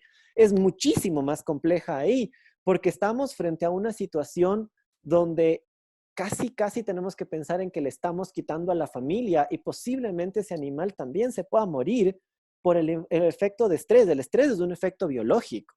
El estrés es una serie de cambios fisiológicos y neurológicos que eventualmente pueden matar al individuo en niveles muy altos. Entonces, es un tema también de mucha a mí me da mucha pena, es un tema ético que hay que pensar y repensar y que ya en algunos casos sabemos que han causado problemas serios por pérdida de una familia que en muchos casos, acuérdense que esos animales llegaron hace años, antes de que incluso hayan este tipo de reflexiones. Perdón, yo quisiera solo una acotación. Claro, es muy lógico desde la parte etológica lo que dice Diego, pero algunas personas también comentaron en el chat y es muy cierto, o sea, queda como el delito fragante, ¿no? Entonces, sí puede ser muy duro para el dueño, como para el animalito, quitarle al loro, pero si es que lo está ahí exhibiendo, si es que lo tiene, es una tentación, es una propaganda para que el resto de personas sin conocimiento previo quieran tener y busquen más y esta cadena siga, ¿no? Entonces, por ejemplo, como pasa en San Francisco, quizás esos loritos ya están muy bien adaptados ahí, pero se están exhibiendo. Y eso a una persona que no tiene los conocimientos de decir, bueno, están sufriendo o ya no pueden ser liberados o no conocen la etología, la sociabilidad de estas especies, van a decir, bueno, yo también quiero un lorito, si ellos tienen, ¿por qué yo no? Entonces, justamente con Lu, que va a continuación intervenir, y con Marco, estuvimos trabajando en un proyecto en el que lanzamos una gran campaña de alto al tráfico de vida silvestre, ¿no? Entonces, es bastante polémico, claro, desde el punto de vista etológico es bastante polémico y dificultoso para el animal, pero desde el punto de vista social queda ahí algo tangible, ¿no? Tienen este pajarito, ¿por qué yo no? Justamente ese es el tema que me gustaría topar. No sé si, Diego, terminaste tu intervención y podríamos pasar con Lucy. Sí, gracias, Adi. Gracias, Lucy. Como les decía, Lucy también es veterinaria, es médico veterinaria. Ella trabajó por Shadi, varios perdón que te años. corte. Sí. Me parece que la Lucy está intentando y no puede conectarse. Ah, bueno. Sí, espérate un Esperémosle un momento. momentito. Entonces, aprovecho un par de minutos para hacer una cuña comercial. Yo sé que estamos en momentos de crisis y todas las organizaciones, fundaciones están también en problemas económicos, así que cualquier donación que puedan hacernos también a la Fundación Protección Animal Ecuador, muchísimas gracias. Tenemos ahí un montón de perritos también a los que alimentar. Y también a los centros de manejo, así que si es que está en sus manos ayudarles también, muchísimas gracias. Lucy, no sé si es que ya se pudo conectar o no todavía. Shadi, tal vez en eso tienes algún logo o alguna imagen para poder compartir y poder publicar también. Ah, sí, sí, ya les comparto también la imagen más luego. Marquito, en todo caso, si es que hasta que Lucy se conecte, no sé si es que, creo que ya está. Lu, si es que nos estás escuchando y ya te pudiste conectar, podemos pasar a hablar de la parte legal. ¿Sí nos escuchas?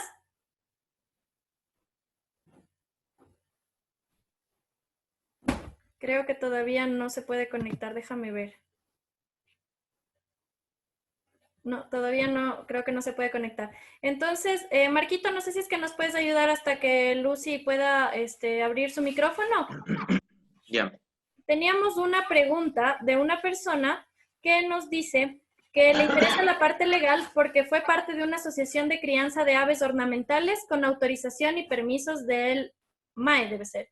Yo soy criadora de agapornis. No, debe ser del Ministerio de Agricultura. Del Ministerio de Agricultura. Listo. Yo soy criadora de agapornis y considero que se debería trabajar en conjunto sobre el control y manejo de las aves ornamentales, con anillas, cuidados y permisos. Entonces, no sé si es que podemos empezar por ahí para empezar a hablar de la parte legal. Sí, bueno, el tema de la parte legal, como digo, lo maneja ahora el MAE, no sé, en realidad yo no sé, pero estoy pidiendo a gritos que se conecte la Lucy. No sé exactamente el tema de la parte legal ya está conectada la Lucy. Puedes abrirle el micrófono tú tal vez. No, yo desde acá no puedo, no sé por qué. Ella misma tiene que abrir el micrófono. Lucy, si me estás escuchando, porfa, en la parte de abajo está una opción para quitar el silencio de micrófono y de ahí puedes hablar. Porque no sé por qué no me sale para poder abrirte. Ahí estás para hablar, no sé.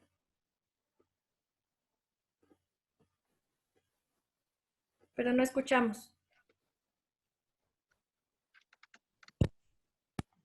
Ahí creo, ya, ahí. Hola, buenas noches con todos. Hola Lu, Pero, es que ahí sí Hola, te Luz. escuchamos. hola, ¿cómo estás? Espero que estén bien todos en sus casas. Gracias por permitirme la participación. Un poco con el tema de la normativa, quería acotar un poquito en el tema de que con la normativa anterior, Ley Forestal y TULSMA, igual se exigía para el ingreso de especies exóticas un análisis de riesgo. Lamentablemente, como ustedes conocen, el Ministerio del Ambiente ha ido mermando sus capacidades técnicas desde mucho tiempo atrás y no se cuenta con el personal capacitado ni necesario para realizar este tipo de controles. Ahora con la normativa actual, si ustedes se permiten revisar el COA o su reglamento, existe normativa que habla ya del ingreso de especies exóticas previo a un análisis de riesgos. Análisis de riesgos que en el último trimestre del año 2019 se empezó ya a validar con investigadores para poder tener una manera adecuada de hacer una calificación y un análisis de riesgo para el ingreso de estos animales. Si bien es cierto, los controles que realiza la Unidad de Protección de Medio Ambiente de la Policía están encaminados al decomiso y a la retención de las especies vivas de la fauna silvestre del Ecuador, porque esa sí tiene esa sanción. Lamentablemente, los criaderos de agapornis, periquitos australianos y muchas otras especies que sí existen en el país no estaban reguladas por el Ministerio del Ambiente, pero sí por el MAGAR. Pero con el COA ahora se pretende primero levantar información de todo lo que existe en el Ecuador, de todas las especies exóticas que existen en el Ecuador, hacer un análisis adecuado de riesgos y en algunos casos de especies que ya están desde hace años acá siendo comercializadas como mascotas, el desestimar esa comercialización por todos los riesgos que pueden implicar incluso de salud para las personas que los tienen. Ha habido casos de personas que se han contagiado de toxoplasma por la tenencia, por ejemplo, de estos periquitos australianos a través de las heces. Ha habido casos de gente que se ha contagiado de otros tipos también de enfermedades parasitarias. Entonces, el tema es que para realizar este tipo de crianza en años anteriores se valieron de las autorizaciones del MAG y de los vacíos en la normativa ambiental de aquella época. Existe ya también un plan decenal que previo a todo lo que sucede ahora, tenía ya fondos para el tema de las especies exóticas y más con énfasis en las invasoras. Sin embargo, todavía es un trabajo sumamente largo en el cual a las personas presentes y muchos investigadores que tienen toda la capacidad técnica y científica, les invito a que puedan apoyar a la autoridad ambiental en ese sentido para mejorar los temas de creación de estos análisis de riesgo para las diferentes especies, a compartir información. Lamentablemente nosotros tampoco con Marco ya no pertenecemos al Ministerio del Ambiente. Sin embargo, hasta lo último que estuvimos presentes se trató de trabajar en el tema de las especies exóticas, principalmente las que tenían potencial invasor, para tratar de realizar un adecuado control, erradicación tal vez hasta cierto punto y manejo adecuado de este tipo de especies. Eso es lo que yo puedo compartirles en cuanto a la normativa. Ahora, actualmente ya no se está permitiendo el ingreso a través de CITES, que ha habido ya muchas solicitudes CITES, pero el problema radica en que por estas prohibiciones ahora ha incrementado el tráfico. Entonces, al no tener un ente de control debidamente fortalecido, no importa cuánto podamos escribir en el papel o prohibir, si no existe el organismo de control adecuado para evitar, en cambio, que por estas prohibiciones el tráfico siga existiendo. y siga habiendo reptiles o aves o mamíferos que pueden causar gran daño en nuestra fauna. Gracias, Lu. Respecto a eso, y justo como hay dentro del nuevo reglamento del Código Orgánico Ambiental, para el lunes 13, esta también es una pequeña cuña, tendremos a un técnico de bioseguridad y de la Unidad de Vida Silvestre en otro webinar el día lunes 13 a las 7 de la noche, hablando específicamente del tema de los exóticos. Así que podemos hablar de eso mucho más extenso en el día lunes 13 con personal del MAE, que aparentemente las competencias también están dirigidas a los GATS ahora con el CODA. Entonces, eso nos van a explicar mucho más a profundidad desde el Ministerio del Ambiente, así que les invitamos también para el día lunes 13 a las 7 de la noche. Lu, quisiera hacerte un par de preguntas de la parte legal que nos decían acá. El delito es complicado, se puede sancionar, pero a veces la parte administrativa y de los jueces a veces es complicado o se queda ahí por la burocracia. Eso es cierto. ¿Qué tan cierto es? ¿Qué nos puedes decir al respecto de los jueces?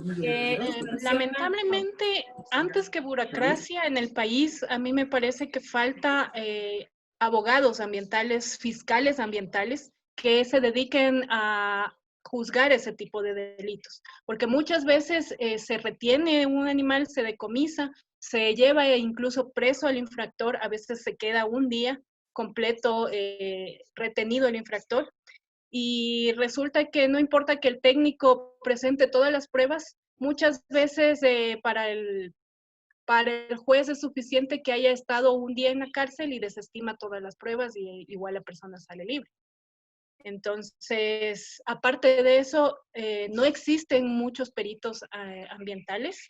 Ahora hay la oportunidad que la gente capacitada en estos temas pueda seguir el curso de la Fiscalía General para acreditarse como perito, que eso también es súper importante porque a veces en provincia se hacen los decomisos y muchos procesos se desestiman porque la persona que realizó el decomiso, pese a ser biólogo o veterinario y a tener la capacidad técnica para levantar los informes pertinentes, no era perito acreditado y el juez o el fiscal también desestima el caso. Entonces pasa mucho también por el tema de jueces y fiscales que no están adecuadamente capacitados, pese a que el ministerio ha hecho algunos intentos de capacitación con ellos, se ha creado plataformas para que ellos puedan ingresar para conocer el tema de las especies en peligro de extinción, qué es lo que está pasando.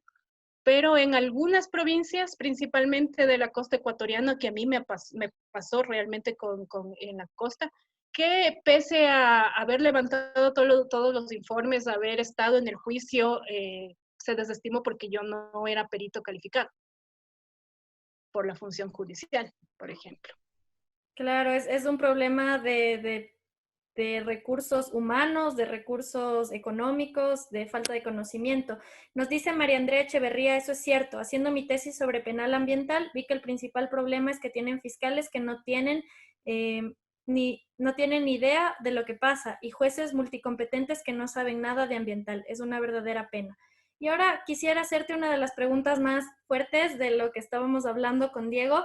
¿Qué sucede si es que un animal, en este caso sensibles, ¿no? Primates, los guacamayos, los loros que mencionaban, ha vivido ya en cautiverio por mucho tiempo? La ley, ¿qué es lo que nos dice? Si se retira el animal, no se retira, incluso aunque haya este riesgo de que el animal pueda morir. ¿Qué es lo que se debe hacer?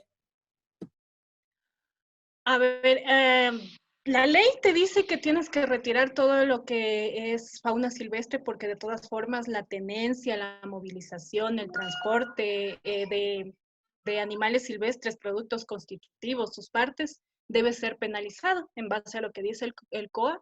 El COIP, perdón, todo debería retenerse y la persona que está en tenencia ilegal debería ser sancionada administrativa o penalmente.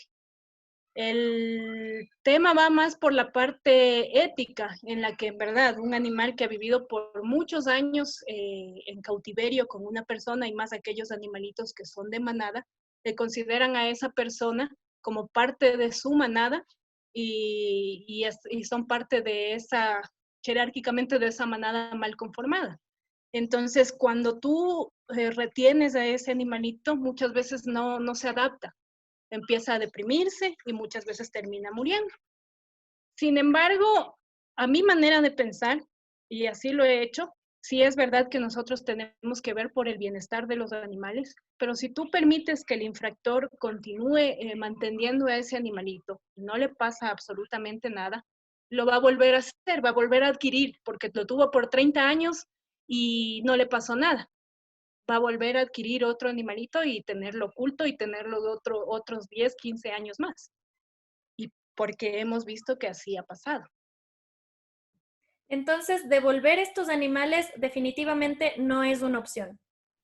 No, para mí no es opción. Pese a que sí tiene una implicación muy fuerte en el bienestar de ellos, también dejar que un infractor continúe con este tipo de tráfico no es tampoco viable.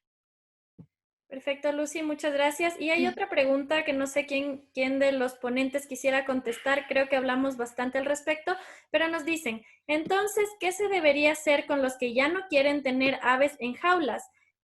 O sea, si no hay cómo liberarlas, ¿las devolvemos a las jaulas? O sea, esta es sí me gustaría que puedan contestar quizá Héctor. Sí, bueno, yo creo que sería en conjunto, igual con Lu y con Marco. Eh, Había visto esa pregunta y en conclusión no hay que liberarlas, como hemos dicho. Como dice Lu también, no hay que comprarlas porque ahí inicia el círculo. Y antes de eso quería hacer un llamado a que transmitan esta información, ¿no? Porque se va a seguir difundiendo por las redes sociales que abrir las jaulas y liberarlas. Entonces, ¿qué se puede hacer con las avecitas que ya están? Pues tratarle de dar una mejor vida, ¿no? Aprendí justamente con Marco y Lu que están aquí. Como ellos son veterinarios, yo tuve algunas salidas a los zoológicos con ellos y aprendí una palabra muy interesante que se llama enriquecimiento.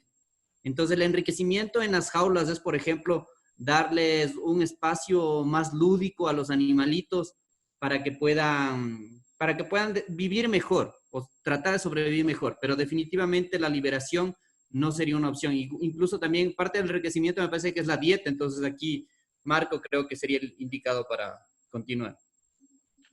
Claro, una como decíamos, ¿no? Uno de los problemas principales es que, a ver, tienes un animal encerrado eh, y no le estás brindando ningún tipo de cuidado o de habituación a lo que él necesitaría en la naturaleza. Es el caso de los pericos, es el caso de los agapornis, es el caso de todos los animalitos que tienen en jaulas, ¿no? Todos deben haber escuchado que es muy común darles vino, todos han de haber visto cómo crían las personas en sus casas a ciertos pericos que les dan comida, que les dan leche, que son elementos que no son parte de la dieta. Por ahí en los comentarios leí un par de cosas que me parecieron interesantes, que fue el tema de la educación, y vi que hay un criadero legal de agapornis. Perfecto. Desde los criaderos hacia las tiendas de mascotas. Esto va a ser dificilísimo parar, ¿no? Pero cuando tengamos esta educación a todos los niveles, ahí tal vez podríamos hablar de lo que dice Héctor. Educarle, ok, como decimos, no queremos que se vendan aves. Sin embargo, educar a la población para que si van a tener un ave, la tengan en mejores condiciones y no infringiendo las leyes. Gracias, Marquito. Finalmente, hay una pregunta para Lucy. ¿Hay registros en el MAE de denuncias hechas y ejecutadas de pronto? Si es que hay, o sea, si es que una denuncia no llega a tener una sanción, ¿eso se guarda en alguna parte?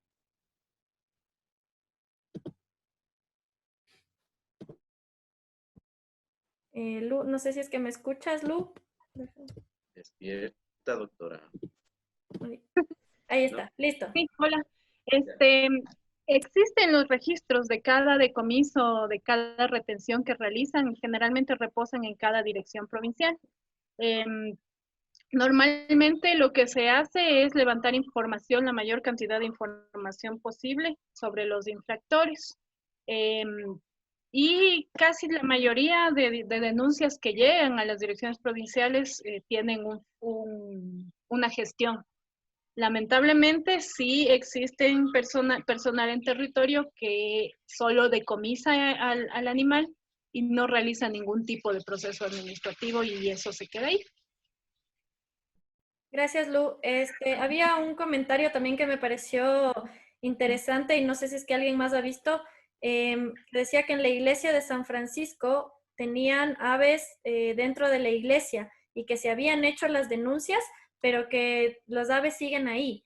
No sé si es que de pronto alguien sabe qué se puede hacer al respecto o si la iglesia no entra dentro de la ley. Todos deberían entrar dentro de la ley, ¿no? Sin Realmente en embargo, el tema de las iglesias no tengo muy claro. Sé que para las personas la iglesia es un centro neutral, en el que si tú tienes problemas con la ley y pides asilo a una iglesia, es un sitio neutral al cual muchas veces la policía no puede ingresar. Pero en el caso de fauna no se tiene esa ley muy clara, esa normativa muy clara. Quizá tal vez por eso, basado en eso, la policía no haga la retención. Pero para personas sí tengo claro que cuando una persona pide asilo, por lo menos mientras se dictamina una sentencia, muchas veces la policía no puede ingresar a la iglesia. Para Gracias. fauna eso no está escrito ni en ninguna ley ambiental. Gracias, Lu, esa información bastante interesante. Diego también quería comentar algo al respecto. Diego, ¿estás por ahí? Sí, pero ya me olvidé de qué era. Era algo que estaban hablando con Lucía y algo de lo último que dijo, pero después me olvidé. Ah, no, ya me acordé, perdón. Era sobre la pregunta de qué hacer con los animales, si es que hay aves que ya nadie no quiere ya ni enriquecerles ni nada, simplemente ya no los quieren tener. En ese caso, por favor, nuevamente no los liberen. Tampoco los maten, ¿no? Tampoco les metan al tacho del agua, de la basura o los manden ahí por el caño. Una recomendación es, si es que alguien no quiere tener, una de las cosas que puede hacer, y lo han hecho un montón de veces, como decía Marco, un montón de los casos, ni siquiera son incautaciones, son entregas. Entonces, una de las cosas que se puede hacer es, pueden llamar a la policía 911, hablar con la UPMA, la Unidad de Protección del Medio Ambiente, de la Policía Nacional, y ellos van a ir a retirar los animales. No es que ustedes les llaman ahorita, y menos en estos momentos, y van a llegar a la media hora, ¿no? Sí, hay que también tenerles un poco de paciencia, y ahorita con lo que estamos viendo en la emergencia sanitaria, no, es difícil que respondan inmediatamente, pero si lo hacen, lo van a lograr. La otra es, también pueden ir a dejarlos en el Hospital de Fauna Silvestre de Tueri, que estamos ubicados en Cumbayá, diagonales a la entrada principal de la Universidad de San Francisco. Y nosotros, ¿qué es lo que hacemos en una especie que no es nativa, sino que es una especie que es introducida o es doméstica? Ubicamos un lugar, un centro de manejo donde los puedan tener, y hemos tenido una tasa bastante buena para ubicación de los animales. Chévere, Diego, esa es de hecho una de las cosas que sí pueden hacer, o sea, las personas pueden entregar de pronto a centros de manejo. Yo recuerdo cuando estaba en el zoológico, cuando llegaban estos animales exóticos, hay centros que no se quedan con estos animales, justamente les buscan un hogar responsable y se mantiene el registro de dónde están estos animales, entonces esa podría ser una opción también. Nos dicen, hablando del tema educativo, considero que tanto el Zoológico de Guayabamba y el Vivarium trabajan en ese ámbito, pero canales como Animal Planet, que también en teoría trabajan y también en ese ámbito, a la vez pasan programas donde se puede ver muchos animales silvestres como mascotas. Se podría intentar que este tipo de canales cambien por lo menos esos programas. Sí, creo que es una pregunta compleja porque no sería como, no sé, como país. No sé si es que alguien quiere contestar eso. a ver, ahí nos perdemos a veces un poco en los conceptos, ¿no? Porque para nosotros, el que le llaman los cusumbo, que aquí le llamamos cusumbo, es un quincayú, aquí es nativo, pero allá es un animal exótico y allá las leyes de ciertos estados les permiten tener animales exóticos. De la misma manera como los pitones bola, como las pitones reticuladas. Entonces, es difícil porque, claro, nosotros lo entendemos desde la parte de que para nosotros es un animal exótico, pero en Estados Unidos, perdón, un animal nativo, pero para en Estados Unidos, en ciertos estados, ese animal es un animal exótico que se puede conseguir en una tienda de mascotas bajo un tema de una reproducción autorizada, en teoría. Gracias, Marquito. Entonces, sí, es... Una cosa, disculpa, Shadi, que me gustaría añadir y es que yo particularmente le tengo alergia a Animal Planet. Primero que nada, esos canales de televisión son canales comerciales. O sea, no son canales que están transmitiendo información de conservación. Y es lo primero que todas las personas lastimosamente deben tomar conciencia. La mayor parte de esos programas entran en unos niveles de mal manejo y abuso de los animales que ustedes no se imaginan. Yo he visto en más de una ocasión cómo se hacen las filmaciones de los canales de televisión. Mientras que la persona está frente a la serpiente y la serpiente no se les lanza, lo que ustedes no saben es que digitalmente borraron los alambres con los que le sostienen a la serpiente. De que la mayor parte de las filmaciones no son filmaciones que el camarógrafo caminaba gentilmente por el bosque y encontró un animal. No, son animales capturados que están amarrados de la pata y a los cuales les hacen 80,000 tomas hasta que salga una toma bonita. Entonces, en Animal Planet ni siquiera esperemos que tome una conciencia. Cuando ya les digo, y es lo que les digo a mis estudiantes, cuando vean Animal Planet y History Channel, el 50% es mentira y el otro 50% no es verdad. Entonces hay que tener muchísimo cuidado con esos canales y no esperemos mucho tampoco de ellos. Al contrario, lo que deberíamos tratar es en nuestra televisión nacional, en nuestros medios nacionales, hablar más. Y hay muchos periodistas que están súper interesados. Yo conozco algunos periodistas de canales de televisión y de medios de comunicación, prensa, periodistas de prensa escrita, que en muchos casos lo que necesitan es que alguien les cuente bien. Hay veces que la gente se queja de, uy, estos periodistas cómo comunican, pero también es porque hay un montón de nosotros que no hablamos con la prensa. Y una de las primeras cosas que tenemos que hacer es empezar a comunicarnos con ellos, a hablar súper bien. Y ellos van a ver, están súper abiertos. Ya les digo, yo tengo una llegada súper buena con un montón de periodistas que no solo que son amables, sino que están interesados y están convencidos en la necesidad de educar y de transmitir buena información. Entonces, más que pensar en Animal Planet, que yo no doy un centavo por ese canal, sí creo que tenemos buenas oportunidades con nuestra televisión, nuestra radio, nuestros periódicos. Gracias. Ahí me permitiría también acotar justamente por qué se dio este webinar, ¿no? Precisamente por las redes sociales, por el Facebook. Entonces ahora todo se difunde en cuestión de segundos. Entonces ahí también, como bien dijo Shadi, este webinar lo hicimos en conjunto con el colectivo Pajareando Ando, del que están presentes muchos amigos y muchos colegas aquí. Entonces, este grupo de Facebook también sirve de alguna forma para dar directrices. Igual está con Diego, tenemos también el colectivo de Aves Quito, y también sirve para dar directrices, gente desinteresada en compartir sus opiniones, su conocimiento, ¿no? Y algo respecto a eso que comentaban antes en los medios, en la tele, a mí me gustó que una vez tuvimos una experiencia cuando tuvimos alguna vinculación con el Ministerio del Ambiente. En la televisión nacional salió una propaganda, no me acuerdo si era de un aditivo de estos de comidas, como esos sazonadores, Maggi, ni sé qué. Entonces el chef estaba mezclando y le daba la cuchara a un loro y el loro probaba y decía rico. Entonces eso duró apenas 2 días porque justamente hubo un acercamiento desde el Ministerio del Ambiente a esta empresa para decirle que está promocionando una ave silvestre. De hecho, era una especie nativa.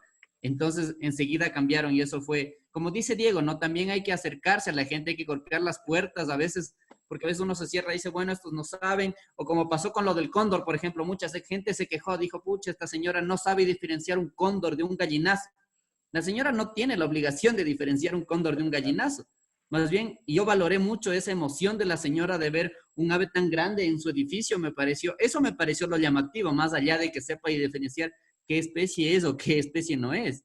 Entonces, les invito también a los que les gustan las aves o quieren aprender más de aves, estamos en el colectivo Pajareando Ando. De hecho, también tenemos un canal de YouTube ahí donde sacamos videos educativos de zonas donde se puede visitar las aves, donde se pueden ver aves. Y justamente una colega me comentaba, lo que me gustó de tu canal es que cuando uno va al campo, no ve como en Animal Planet a las aves, ni bien sale al campo, ya le ve de todos los colores y perfilada ahí. Y nosotros ponemos en nuestros videos como vemos, o sea, le grabamos desde el celular a través del telescopio o a través de los binoculares y se ve hasta medio borroso, porque esa es la realidad en el campo, ¿no?